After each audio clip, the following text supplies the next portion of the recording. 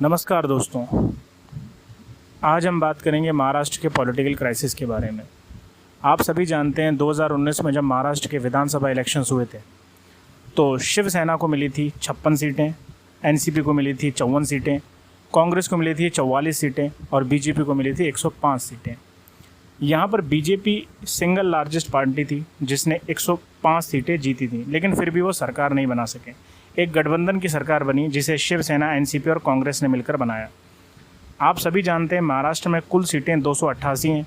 किसी को भी अगर सरकार बनानी है तो 145 सीटों की ज़रूरत होगी।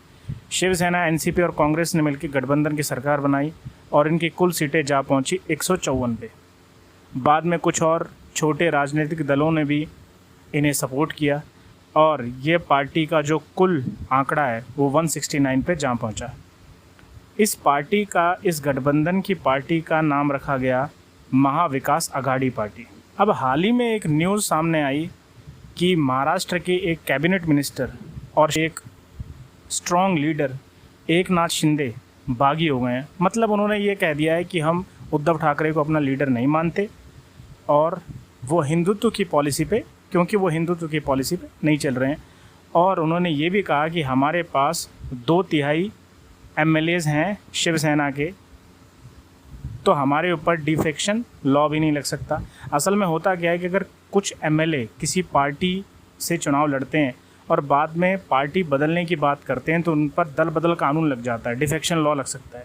लेकिन इसमें एक एक्सेप्शन है कि अगर 2/3 एमएलए पार्टी को छोड़ते हैं तो ये नहीं माना जाता है कि वो दल बदल रहे हैं या पार्टी बदल रहे हैं। ये माना जाता है कि वो पार्टी अब दूसरी पार्टी में मर्ज हो रही है।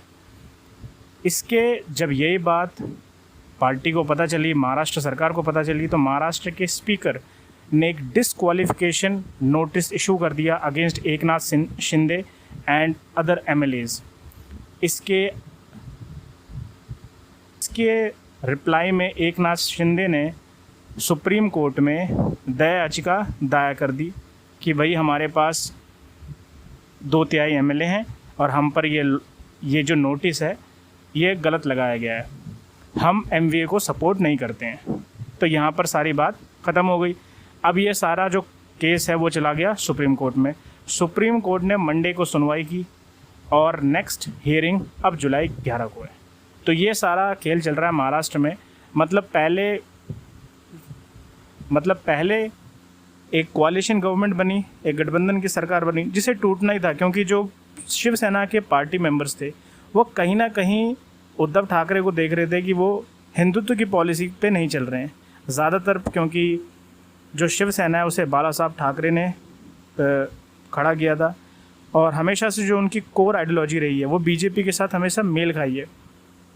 ये कहीं ना कहीं एक रीज़न है कि कई सारे जो एमएलए हैं शिवसेना के वो पार्टी के रुख को समझ नहीं पा रहे हैं कि ये एनसीपी और कांग्रेस को सपोर्ट क्यों कर रहे हैं, है ना।